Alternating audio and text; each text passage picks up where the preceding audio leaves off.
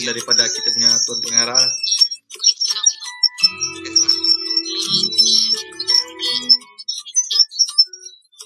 Tunggu ring daripada kita punya tuan pengarah.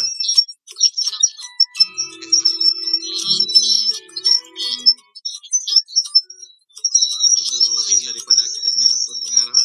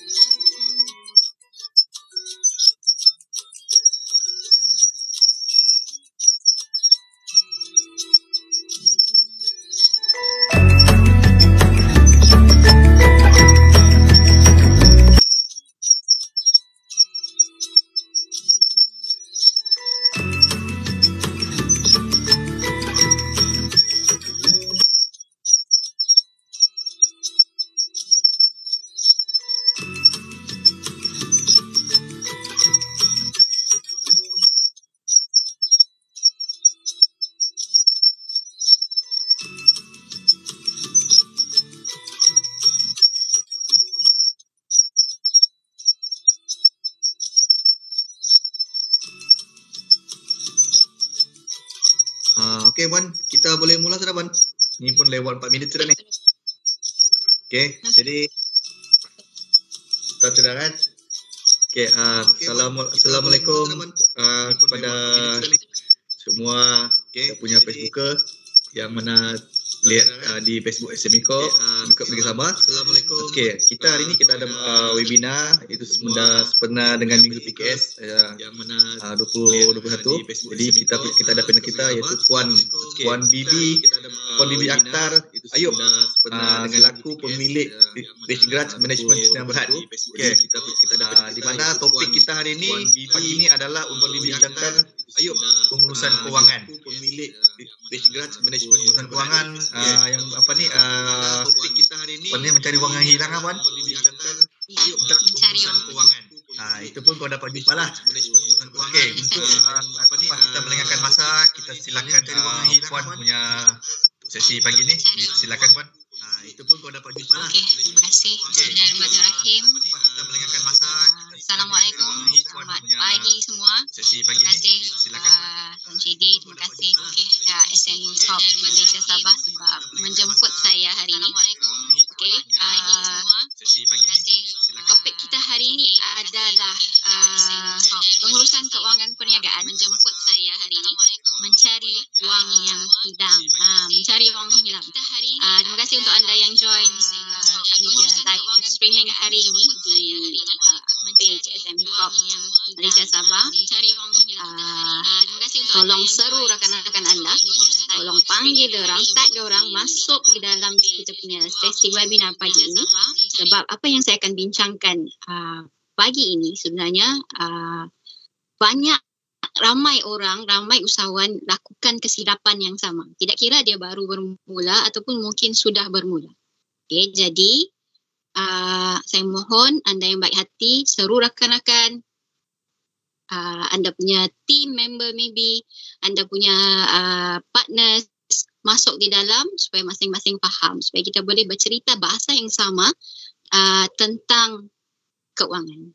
Okey, sebelum tu saya ingin perkenalkan diri saya dulu. Nama saya Bibi Akhtar binti Ayub. Saya CEO untuk Rich Grants Management Sdn Bhd, founder kepada Rich Grants Business School di Putatan Sabah. So kami punya tanggungjawab kami adalah membantu usahawan-usahawan di Malaysia dan juga di Brunei untuk memperbetulkan urus keuangan bisnes dan juga peribadi masing-masing. So kami sudah beroperasi sejak 2015 dan alhamdulillah setakat ini sudah lebih daripada 2,000 orang usahawan yang menjadi alumni kami di Rich Grants. So hari ini topik kita adalah tentang wang, tentang urus wang, mencari wang yang hilang. Okey, boleh tidak anda tolong komen di ruangan komen berapa ramai daripada anda yang selalu alami duit bisnes touch and go di ruangan komen. Cuba tolong komen sambil kita tunggu kawan-kawan lain masuk. Kita cuba komen tentang duit anda dalam bisnes yang mungkin hilang ataupun anda tidak nampak. Tolong komen. Okay?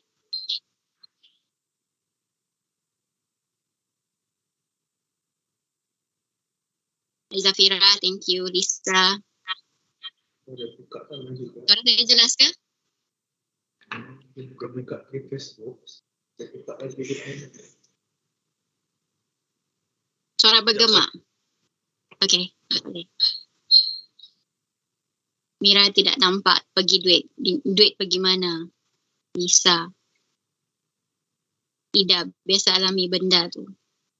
Okay, rasanya ramai yang alami benda yang sama kan? Okay, pagi Nur Zafira. Masih bergema lagi suara? Respon? Okey, sudah Puan. Jelas sudah. Okey, alhamdulillah. Terima kasih. Alright, jom kita mulakan kita punya sesi webinar hari ini. Saya mohon anda, tolong anda yang baik hati, tolong jot down saya punya poin-poin yang saya sebutkan hari ini. Kalau misal kata ada yang anda rasa poin yang baru yang tidak pernah dengar ataupun tidak pernah buat, tolong komen di sana AHA, sebab kita mau tengok berapa ramai yang belajar sesuatu hari ini. Boleh? Alright.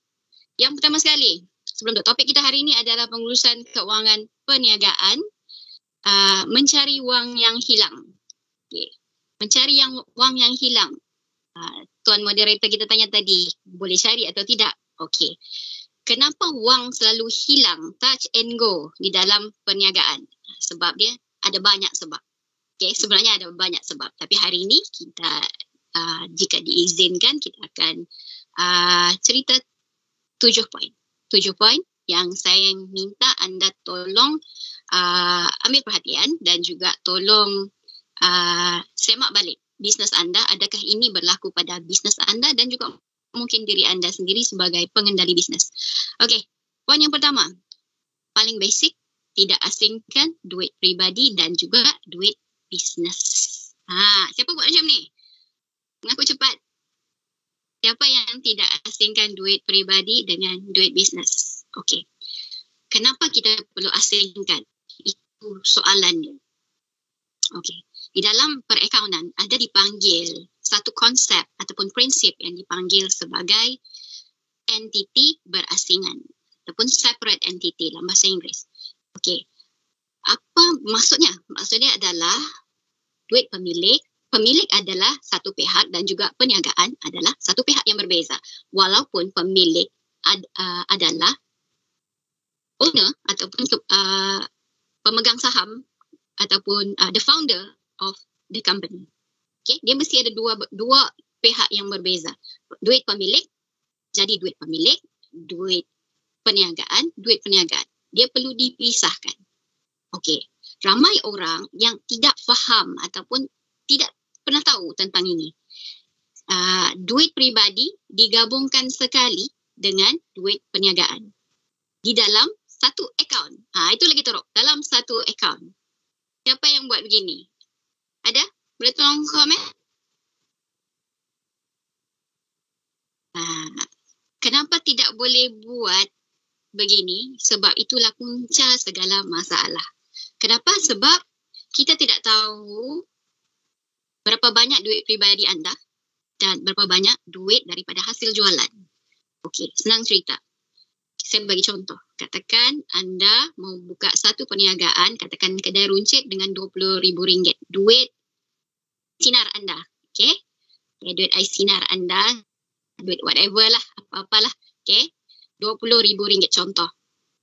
RM20,000 ini dipindahkan ke dalam kita create satu bisnes, anda create satu bisnes, katakan kedai runcit, beli segala barang, beli segala stok, beli segala perabot, renovation kedai, contoh dia lah. Okay, dia jadilah satu perniagaan. Okay.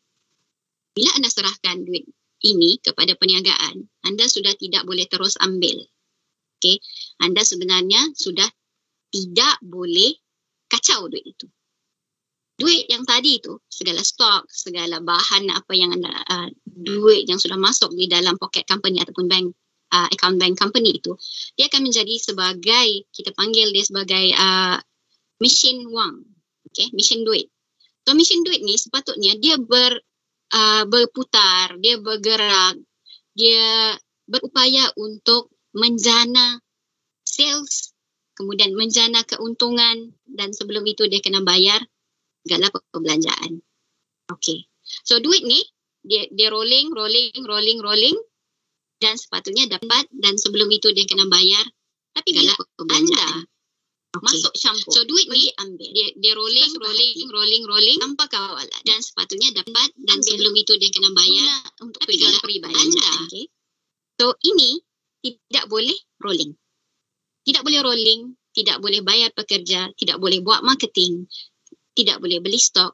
Jadi perlahan-lahan putaran itu akan slow down dan berhenti. Bila ini sudah tidak mampu, perniagaan ini terpaksa meminta modal daripada siapa? Daripada owner. Owner terpaksa keluarkan wang lagi untuk bantu perniagaan supaya boleh untuk rolling. Okay? Dan cycle itu sentiasa akan berterusan sampailah salah satu antara dua ini collapse. Okay. So that's why dalam perakaunan ada prinsip entiti berasingan. Duit peniaga, duit owner adalah duit owner, duit perniagaan adalah duit perniagaan. Tidak boleh dicampur sekali. Okey, kalau dicampur, hasilnya apa? Hasilnya anda akan terpaksa top up modal sentiasa walaupun bisnes itu tidak berkembang. Anda memang tidak akan boleh meneruskan bisnes itu tanpa meminjam. Contoh, okay. So itu antara dua. Kita akan sentuh yang lain. Tapi asas dia duit perniagaan, duit bisnes, duit pribadi tidak boleh dicampurkan. Mesti diasingkan. Boleh? Siapa first time dengar ni? Okay, thank you untuk anda yang join. Okay, ada 33 orang sekarang. Topik kita hari ini adalah pengurusan keuangan perniagaan, mencari wang yang hilang. Yang pertama tadi adalah duit hilang disebabkan anda tidak asingkan duit pribadi dengan duit perniagaan. Okay. Yang kedua, tidak ambil gaji. Siapa tengok posting saya selalu katakan 1 hari bulan adalah payday ataupun hari gaji untuk owner business. 1 hari bulan. Bukan 30 hari bulan, bukan sembarang hari bulan. Tapi 1 hari bulan. Antara 1 hingga 7 hari bulan. Okay. So, siapa yang tidak ambil gaji, bermaksud company itu akan ada potensi masalah cash flow. Kenapa jadi macam tu? Sebab senang cerita. Kita sebenarnya sebagai seorang usahawan, kita kena ambil gaji disebabkan kita adalah pekerja pertama di dalam company kita. Ingat tadi, ada 2 entiti berbeza. Bila kita membangunkan bisnes kita ni, kita tidak boleh ambil duit sembarang. Tapi setiap bulan, kita berhak untuk ambil gaji daripada duit perniagaan. Okay? Kenapa? Sebab kita pekerja pertama. Ramai orang cakap, saya tidak ada pekerja. Tapi sebenarnya tanpa sedar, anda adalah pekerja pertama dalam perniagaan anda. Ada orang cakap dengan saya, normally, saya tidak sanggup ambil gaji. Okay, saya tidak sanggup ambil gaji. Sebab company itu slow income, company itu tidak boleh rolling ataupun mungkin ada keperluan mendesak untuk bayar hutang dan sebagainya. Okay. Tapi to be fair, bukan senang untuk jadi usahawan. Anda bekerja keras. Anda bekerja keras sepanjang hari. 30 hari sebulan. Tidak ada cuti. Siang malam sampai ke tengah malam kadang-kadang, especially hujung bulan bila time untuk closing. So mau tidak mau, anda kena beri sedikit motivasi pada diri anda. Inilah imbuhan anda. Okay, imbuhan kerja keras anda. Kalau anda tidak ambil, disitulah one of the reason kenapa ramai usahawan dia rasa down. Dia rasa down. Bila tidak ambil gaji, bermaksud dia tidak ada duit di tangan. Bila tidak ada duit di tangan, bermaksud dia tidak ada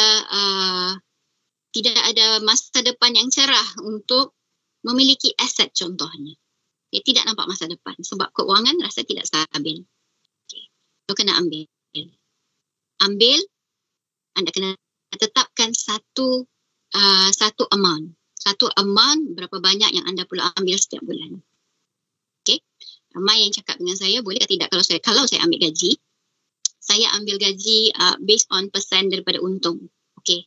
Logik dia, kalau untung anda adalah mungkin 10,000 sebulan ataupun 100,000 sebulan, mungkin logik untuk ambil gaji by persen. Tapi kalau untung anda cuma dalam 1,000 sebulan ataupun 100 sebulan, benda itu tidak logik.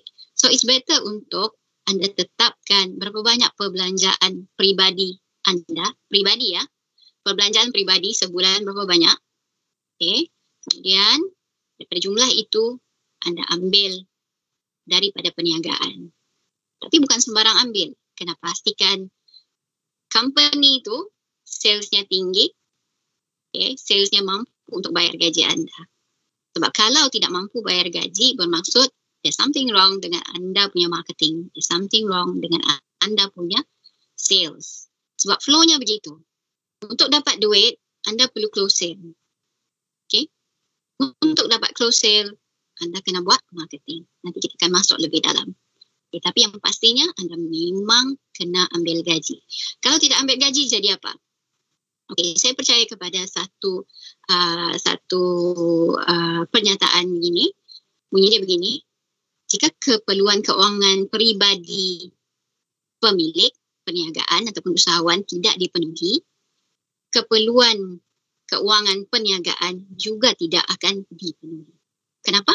Sebab selagi keperluan owner itu sendiri tidak mampu untuk dipenuhi semuanya, dia ada tendensi untuk ambil duit company. Ada boundary di sini, ambil tampahan. Okay, ambil tampahan. Bila ambil tampahan, bermaksud di sini akan sudah start slow untuk rolling. Kalau company itu tidak dijaga keuangannya. Okay. That's why anda kena ambil gaji dan ini perniagaan perlu perform. Tidak ada alasan. Boleh? Alright. Terima kasih untuk anda yang join. Boleh komen siapa yang ambil gaji, sudah start ambil gaji. Okay. Tahniah untuk anda yang terima gaji hari ini.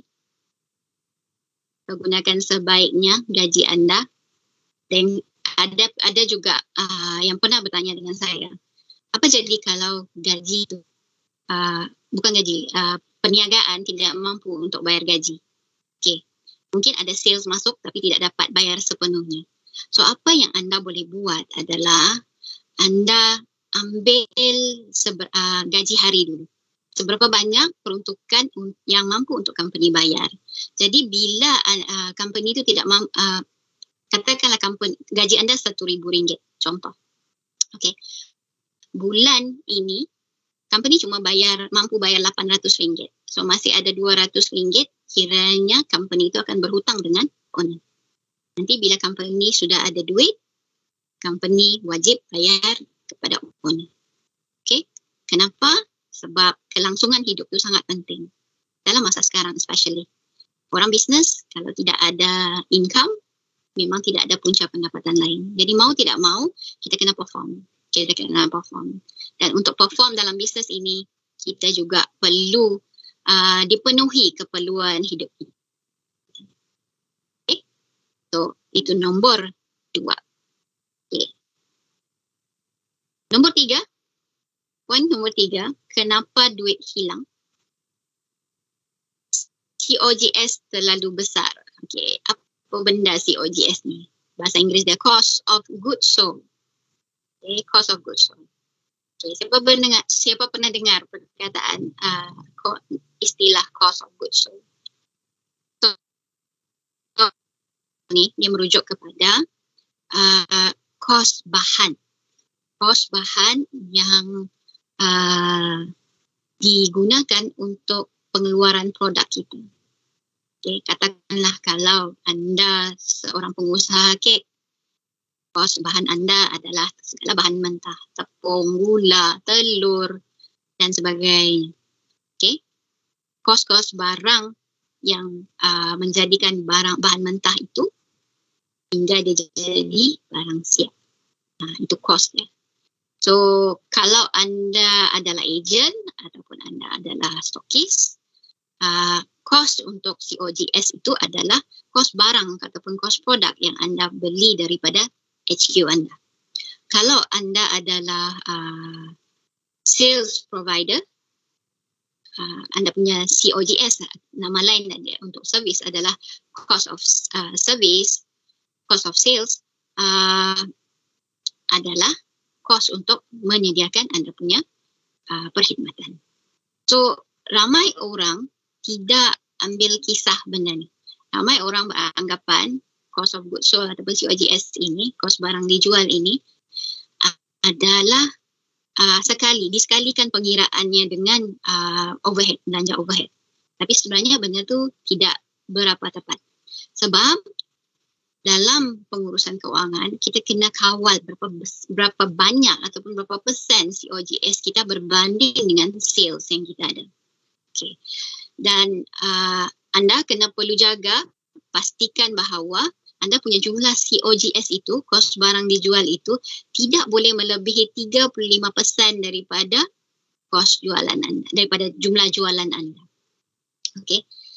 COGS anda, saya ulang balik, kos barang dijual anda tidak boleh melebihi 35% daripada amount jualan anda. Okay? Ataupun harga jualan. Kalau lebih apa jadi? Kalau lebih, katakanlah 40%, bermaksud anda akan ada potensi untuk menghadapi masalah cash flow. Okay? Saya bagi contoh. Okay. Katakanlah sales harga barang anda ada RM100. Okay? Harga barang anda RM100. Kemudian kos anda ada RM35 untuk menghasilkan produk tersebut. Siap. Okay. Bermaksud RM100 tolak RM35. Anda masih ada untung kasar sebanyak RM65. RM65 itulah yang akan digunakan untuk membayar gaji, untuk membayar marketing, untuk bayar bil-bil utility dan sebagainya. Okay? Bayangkan kalau anda punya kos tu lebih besar daripada 35%, katakan 50%. Maksud dia kos peruntukan untuk bayar expenses lain, dia akan jadi kurang. Maksud dia, duit anda di tangan juga kurang. Okay? So, ini ilmu yang tidak ramai usahawan kita tahu. Di Rich kami memang tekankan yang ini. Dan normally siapa yang masuk kelas saya, yang masuk untuk coaching tempat kami, memang kami akan tekankan bab ini. Perbaiki. Apa jadi, kena faham, seperti saya sebutkan tadi, apa kesannya bila COGS terlalu besar, anda confirm tidak akan lancar dari segi urusan cash flow, dan masa yang sama juga kemungkinan anda ada potensi untuk hadapi kerugian ataupun untung yang sangat kecil. Tidak berbaloi dengan apa yang anda usahakan. Okay? So, tolong pastikan selepas ini, apa yang anda boleh buat adalah anda cek balik rekod anda, cek balik anda punya untung kasar berapa. Untung kasar sepatutnya lebih daripada 65% dan anda punya kos barang dijual sepatutnya tidak melebihi 35% daripada harga jualan. Okay, ataupun jumlah jualan. Kalau ada masalah begitu, maksud dia apa yang anda perlu buat adalah anda kena cek balik bagaimana untuk kurangkan harga ataupun kos COGS tadi itu, kos barang dijual. Cari supplier, jangan bergantung kepada satu supplier saja. Cuba cari bahan-bahan yang mungkin boleh menggantikan bahan yang sedia ada dengan kos yang lebih rendah, tapi tidak mengganggu kualiti. So, usahakan yang itu. Jalan terakhir adalah anda kena naikkan harga sedikit supaya adjustment tu boleh dibuat. Boleh-boleh? Dah belajar sesuatu so far?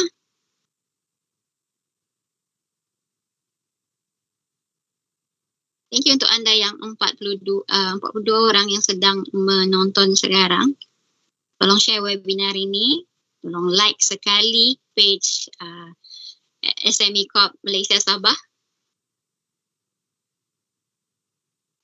Terima kasih untuk anda yang jot down di dalam ruangan komen. Kalau ada apa-apa soalan boleh tanya juga. InsyaAllah saya akan jawab nanti kemudian. Okey, saya nampak AHA di situ. Alhamdulillah. Alright, kita teruskan. Topik kita hari ini adalah pengurusan keuangan perniagaan, mencari wang yang hilang. Hilang kenapa? Hilang kerana kesilapan kita sebagai owner. Kesilapan kita sebagai pengendali perniagaan yang tidak tahu ataupun tidak alert dengan keadaan-keadaan yang berlaku di dalam perniagaan kita. Okay, yang pertama tadi, tidak asingkan duit pribadi dan juga duit bisnes. Yang kedua, tidak ambil gaji. Yang ketiga, COGS terlalu besar. Yang keempat, anda belanja tanpa kawalan. Okey.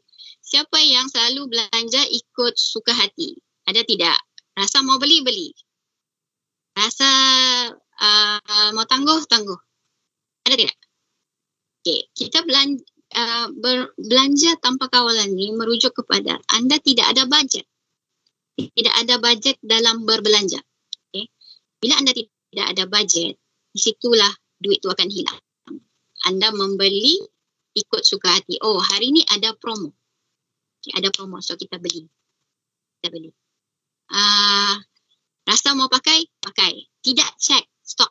Minimum MOQ sudah capai atau belum. Contoh. Okay. Dan saya juga mau tekankan tentang overhead. Okay, di dalam perakaunan, dalam pengurusan keuangan kita, dia ada sales, itu jualan kita. Dia ada kos barang dijual ataupun COGS tadi yang tidak boleh lebih daripada 35% daripada jumlah jualan. Dan kita juga ada yang ketiga dipanggil sebagai overhead. Okay. Overhead ni apa? Overhead ni belanja yang tetap. Every month memang ada belanja itu. Dan amount dia tu lebih kurang sama. Contoh, dalam keadaan sekarang, PKP 3.0. Okey, bukan semua yang dapat masuk ke pejabat. Bukan semua dapat buka kedai. Okey. Kalau anda tidak buka kedai ataupun tidak ke pejabat, seperti saya, office saya tutup. Okey, office saya tutup dan saya di luar daerah office kami. Saya di Kepayan, office saya di Putatan, tidak boleh rentas daerah. Office itu kosong. Tapi mau atau tidak, setiap bulan still kena bayar. Kecuali lah sewa premis itu diturunkan oleh owner. Okay. So, overhead perkara-perkara ataupun perbelanjaan-perbelanjaan yang kita bayar setiap bulan. Okay. Apa contoh dia? Contoh dia adalah bil elektrik, bil utility yang lain, belanja makan minum ataupun makan minum pekerja. Mungkin juga belanja petrol, belanja gaji of course, dan juga belanja marketing contoh dia. So, overhead ini, dia tidak boleh dibiarkan tanpa SOP. Okey, saya bagi contoh. Katakanlah entertainment. Okay, sebelum PKP, bila kita masih boleh duduk menjamu kita punya prospek, okay, ataupun kita punya team, kita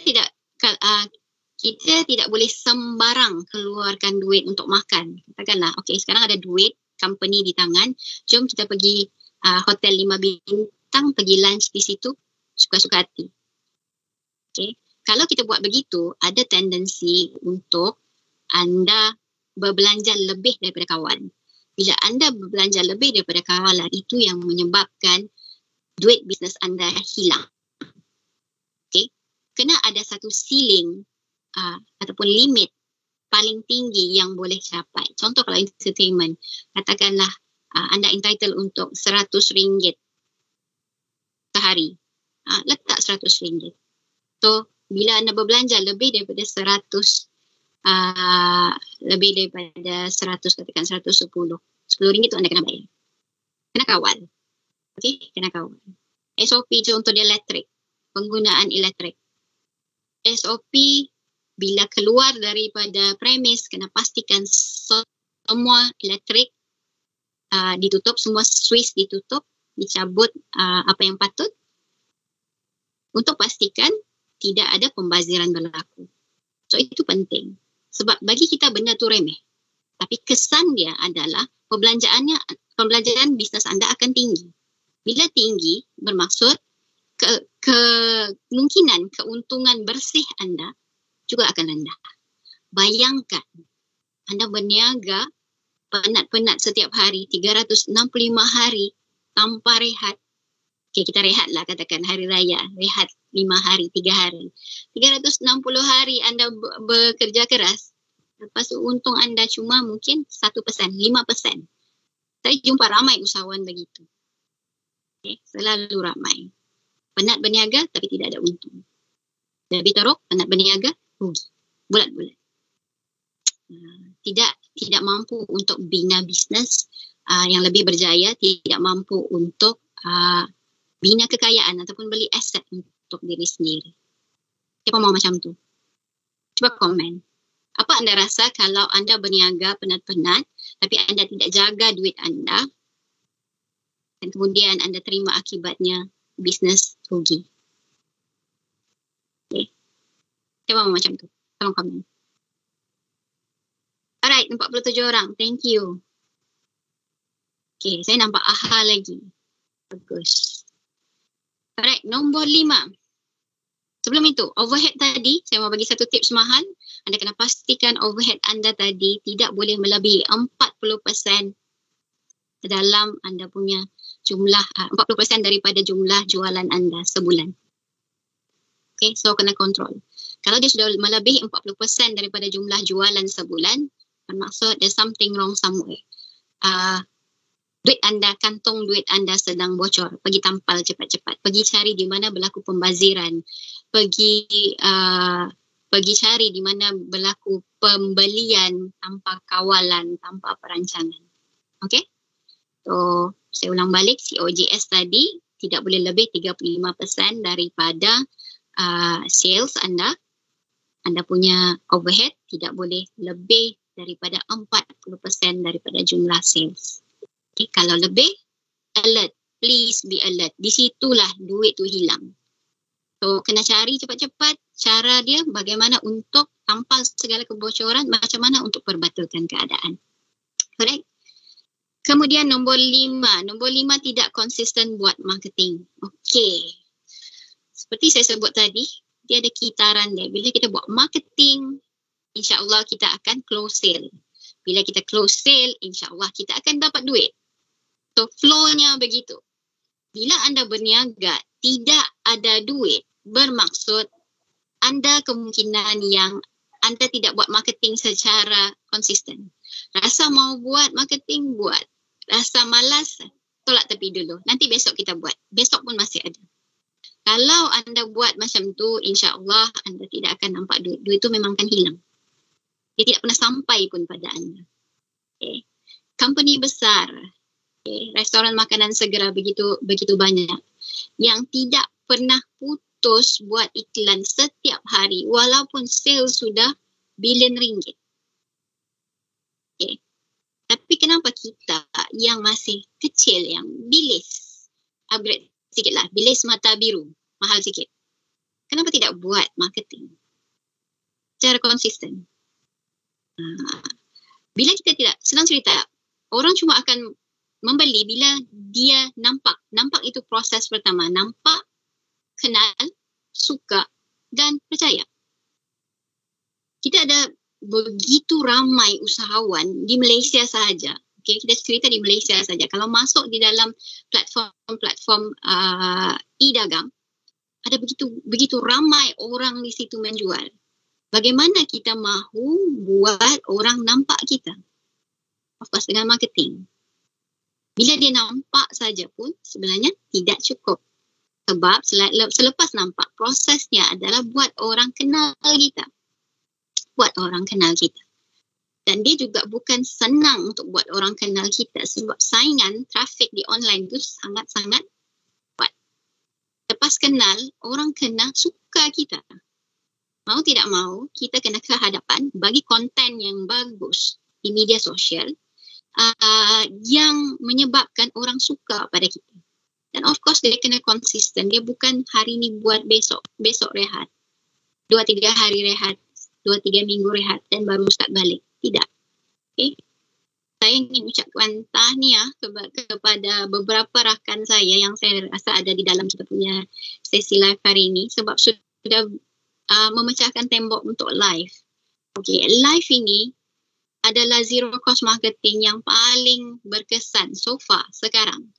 Okay, tanpa kos, duit kita tidak hilang, kita buat orang nampak kita dengan konsistensi, kita buat orang kenal kita dan dengan konten yang menarik, konten yang berguna kepada anda punya target market, anda punya viewers, orang akan suka anda.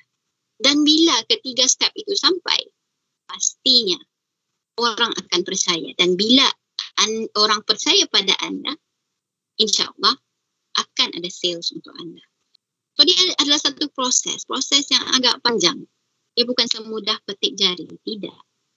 So mau tidak mau untuk pastikan duit anda sentiasa ada di dalam bank account company anda kena buat marketing ke depan kalau perlu. Okay. Tapi dalam zaman media sosial ini, dengan kita berada di rumah lebih banyak daripada kita berada di luar, dengan handphone sentiasa berada di tangan, mau tidak ada pilihan, kita kena ke depan. Okay. Sentiasa bersedia untuk bagi konten yang menarik, sentiasa berkongsi supaya orang nampak. Sebab bajet kita untuk marketing terlalu kecil. Dan zero cost marketing memaksa kita untuk kena buat hari-hari. Mau atau tidak mau. Okay. So, marketing is a must. Mesti dibuat supaya boleh jana duit masuk. Kalau anda tidak buat itu, of course duit tidak akan sampai. Memang hilang terus daripada perniagaan anda. Okay. Terima kasih. Tahniah Fatihah Safiah, pecahkan baton live. Okey, terima kasih untuk anda yang join. Kita punya topik hari ini adalah pengurusan keuangan perniagaan, mencari wang yang hilang. Mungkin hilang bila dia masuk dalam perniagaan, dan hilang mungkin disebabkan dia potensinya hilang sebab dia tidak pun masuk di dalam perniagaan. Okey, yang pertama sekali adalah tidak asingkan duit pribadi dengan perniagaan. Yang kedua adalah tidak COGS anda terlalu besar. Nombor 4, belanja tanpa kawalan, maksudnya overhead anda terlalu besar.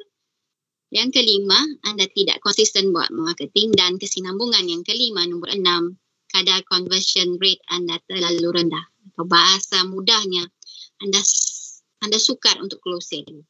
Siapa yang ada masalah ini? Hari-hari posting, okay, hari-hari post di media sosial, tapi susah untuk close. Okay. Pesan saya satu saja. Enjoy the process. Okay. Sebab saingan kita terlalu besar, terlalu banyak, terlalu ramai orang, terlalu banyak produk yang lebih kurang sama dengan kita punya produk. So mau tidak mau, tugas anda adalah build trust. Pastikan anda adalah trusted seller. Pastikan anda dipercayai. Untuk dipercayai itu bagaimana? Untuk dipercayai itu anda kena lakukan proses marketing tadi. Bila senang cerita, tanya diri anda, adakah anda membeli dengan orang yang anda tidak percaya? Of course tidak kan? Dalam keadaan sekarang yang scammer ada bersepah di mana-mana. Kan? Kita cuma akan membeli kepada company ataupun produk ataupun orang yang kita percayai. So, tidak ada kompromi di situ. Memang anda kena buat marketing, kena pastikan diri anda dipercayai, kemudian cuba untuk close sale. Okay, bagaimana untuk close sale bagi anda yang baru? Okay, tips untuk anda. Bagi anda yang baru berniaga, tolong maklumkan kepada anda punya kontak di handphone, semua nama yang ada di handphone tu. Info mereka, maklumkan kepada mereka bahawa anda sedang mulakan perniagaan baru. Okay. Mungkin, katakanlah dalam handphone anda ada 1,000 orang nama, okay, 1,000 kontak, bukan semua tahu anda bisnes apa. So, ringankan jari jemari anda untuk call ataupun untuk just WhatsApp, hantar teks, bagi tahu anda buat apa. Itu sebenarnya marketing. Itu marketing, buat orang nampak. Kemudian daripada itu, wujudkan conversation. Okay. Jangan diam, jangan hilang. Wujudkan conversation di situ. Okay. Bukan, anda kena fahamkan kepada prospek anda ini bahawa anda buat apa. Sentiasa tunjukkan anda tu kredibel untuk buat apa yang sepatutnya anda buat. Okay. Bersilaturahim. Cara paling mudah. Bersilaturahim. Sebab bila bersilaturahim itu, kalau dalam Islam, silaturahim itu adalah pembuka rezeki. Sama juga dalam bisnes, bila kita bernetworking dengan orang. Okay. Bahasa istilah marketingnya, networking dengan orang. Orang tahu kita buat apa. dan kita ada hubungan baik dengan mereka, of course mereka akan cari kita. Okay, so itu tips untuk anda sell. Ada banyak tips sebenarnya. Kalau kita cerita hari ini memang tidak akan habis. So build anda punya trust. Dan nombor 7,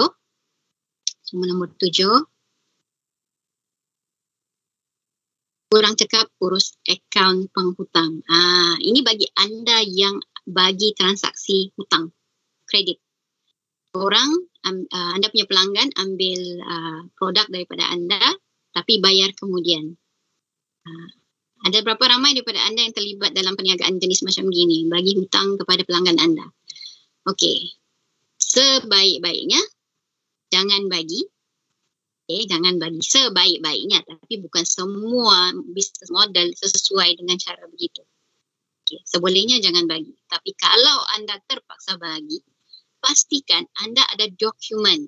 Dokumen apa? Invoice, statement of accounts yang boleh digunakan untuk anda menuntut hutang-hutang tersebut.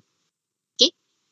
Apa jadi bila anda gagal untuk menuntut hutang-hutang ini? Diri anda akan tersepit sebab duit tidak dapat. Duit anda ada di luar. Bila anda tersepit sebagai usahawan, anda punya perniagaan of course tidak boleh rolling modal sebab ada masalah cash flow. Okay, duit berada di luar. Duit ada tapi di luar. Kita tidak mau macam gitu. Kita mau kelancaran duit itu keluar masuk di dalam perniagaan. Kenapa keluar masuk? Sebab of course bila kita masuk, dapat duit masuk, kita kena ada keluar juga. Mesti ada cycle-nya, masuk dan keluar. So bila anda memberi tapi anda tidak menerima bayaran balik, ataupun anda gagal untuk menuntut, ataupun anda memang jenis tidak suka menuntut, tidak pandai menuntut, efeknya pada bisnes anda. Okay? So pastikan invoice mesti ada, statement of account mesti ada, dan every month kena tuntut, pasti tuntut. Okay? So ada soalan?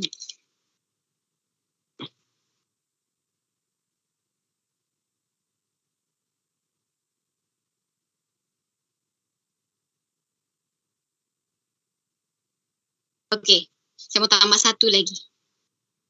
Ada 7, saya tambah satu lagi 8. Ekstra sebab hari ini ramai yang join dan semua aktif. Okay, tambah satu lagi. Duit anda tu hilang di mana? Hilang di dalam stok yang membeku. Okay, stok yang membeku. Kita boleh simpan stok. Memang kena simpan stok bagi anda yang jual produk. Tapi stok itu tidak boleh dibeli terlalu banyak. Sebab bila dia punya cycle itu, kadar pusing ganti stok itu slow, anda sukar untuk dapat cash. Sebab cash membeku di dalam bentuk stok di kedai anda, di rumah anda. Okay. So, lakukan forecast. Contoh dia lah. Katakanlah, anda beli produk yang berasaskan perayaan. So, lakukan forecast ataupun jangkaan berapa banyak yang boleh dijual sebelum tarikh perayaan tersebut.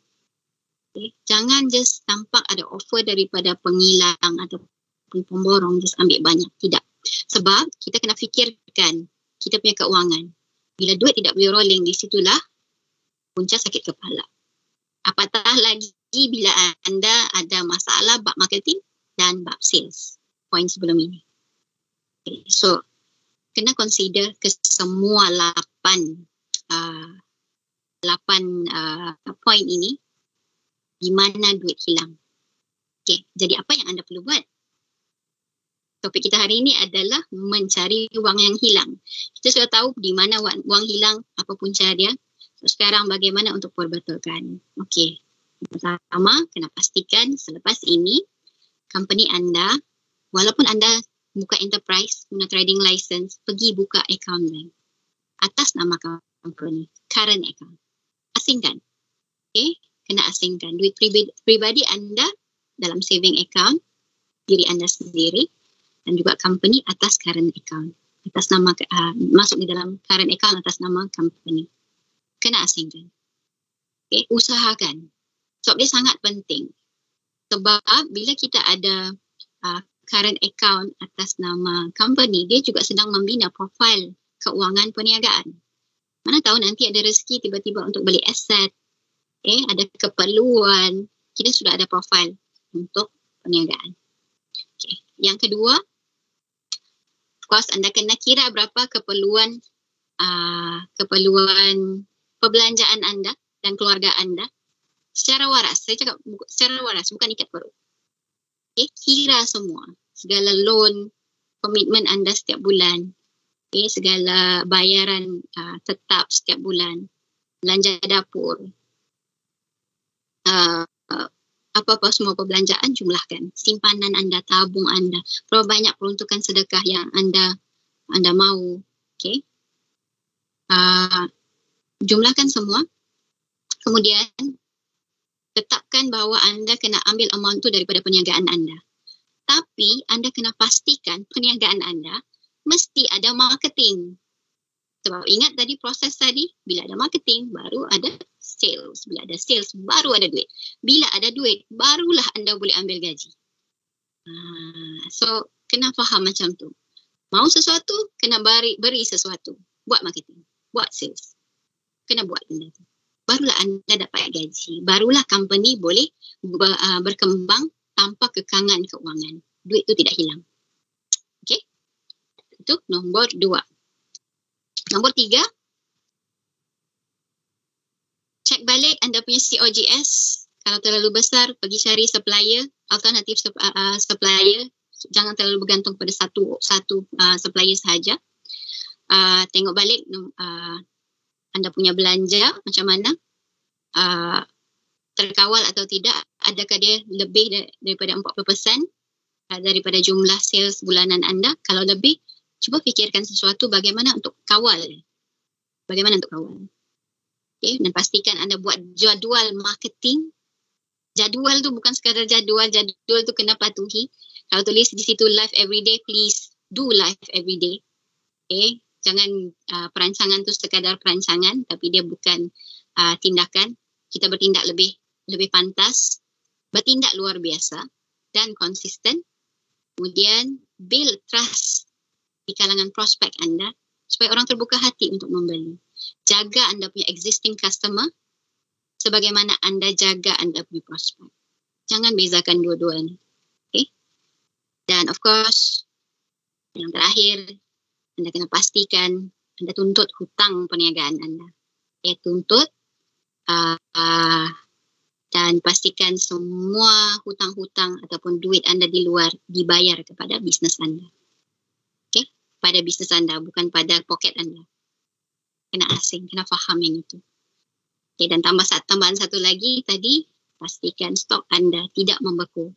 Jangan sorok stok anda di bawah katil. Jangan menangis di bucu katil sebab stok banyak. Tapi tekanlah button live. Buatlah marketing di situ. Setiap hari konsisten. Okay. Kita ada macam-macam media sosial yang zero cost marketing. Gunakan semua itu. InsyaAllah kalau ke 88 cara ini, 88 tips yang saya bagi tadi, anda buat, insyaAllah duit itu tidak akan hilang. Duit itu akan ada. Dan insyaAllah juga anda punya bisnes akan grow lebih jauh, lebih maju dan lebih beri manfaat kepada seramai mungkin manusia di muka bumi ini. Walau apa juga keadaan, insyaAllah. Tapi apapun, kena diiringi dengan ilmu. Tanpa ilmu, memang susah untuk kita capai apa-apa. Ilmu dan tindakan. Ilmu saja pun tidak cukup. Sebab tindakan luar biasa itu yang menentukan di mana kita berada di dalam pasaran. Okey, saya rasa itu saja untuk hari ini dari saya. Kalau ada apa-apa soalan, mungkin boleh tanya. Saya kembalikan kepada Tuan Syidi.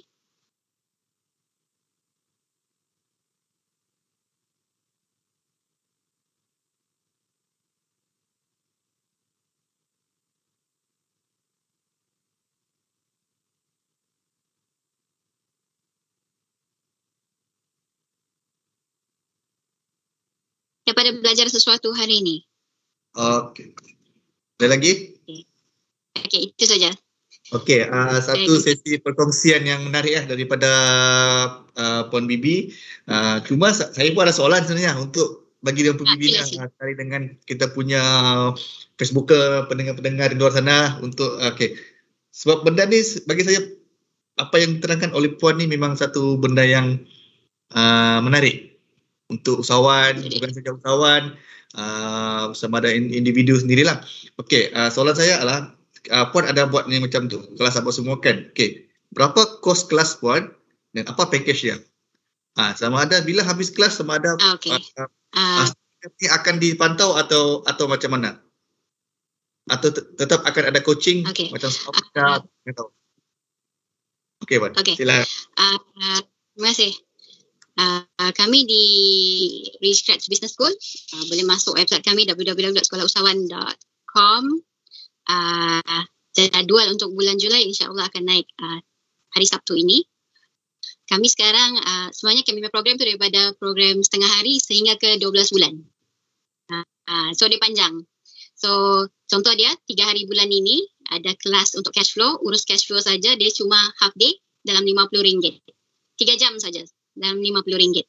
Tapi impact dia memang sangat besar. Alhamdulillah so far ramai yang belajar. Kemudian kami juga ada yang jangka pendek 2 bulan. 2 bulan tapi bukan setiap hari lah kita ambil lah. Saya punya pendekatan dalam bagi training ni, kami bagi kelas mungkin dalam 3 jam sehari, seminggu.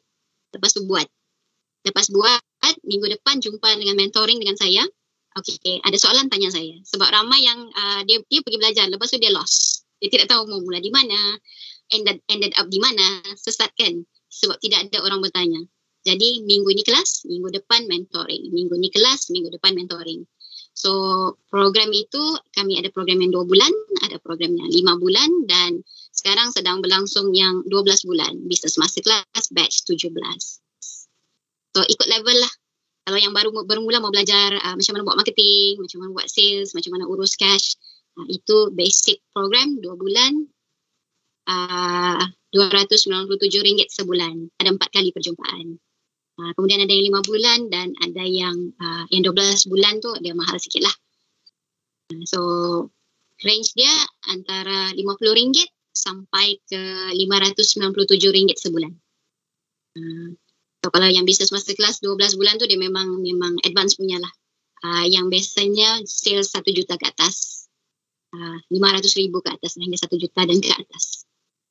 So yang ikut dia macam sekolah rendah, sekolah menengah, universiti lah lebih kurang macam tu. Menarik lah, dia punya package tu menarik. Lagipun dia mampu bilik lah untuk bagi yang baru kan. Tapi contohnya kalau macam ada individu datang pada Puan untuk macam dari segi coaching boleh kan?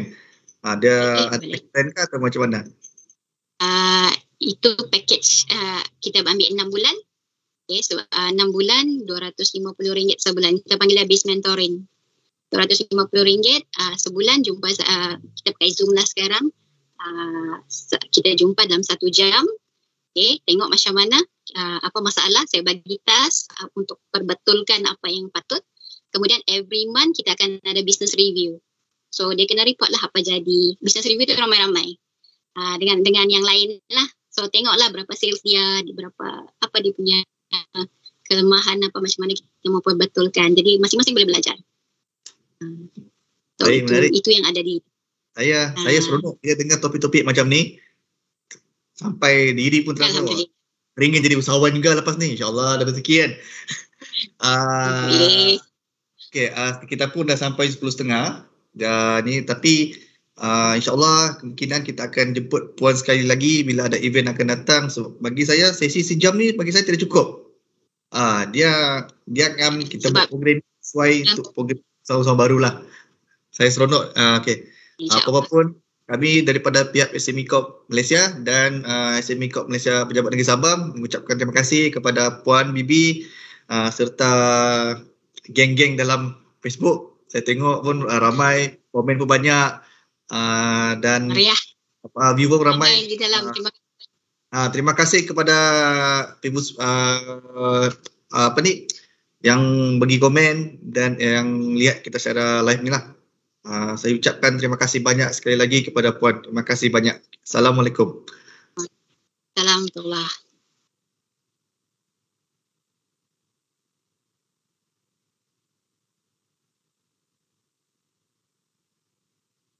Sekejap Puan Dengar dulu. Alright.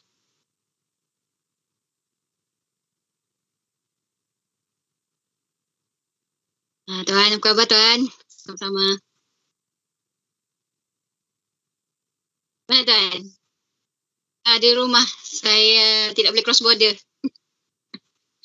Tidak dapat kesempatan. Minta maaf lah kalau ada kekurangan tadi.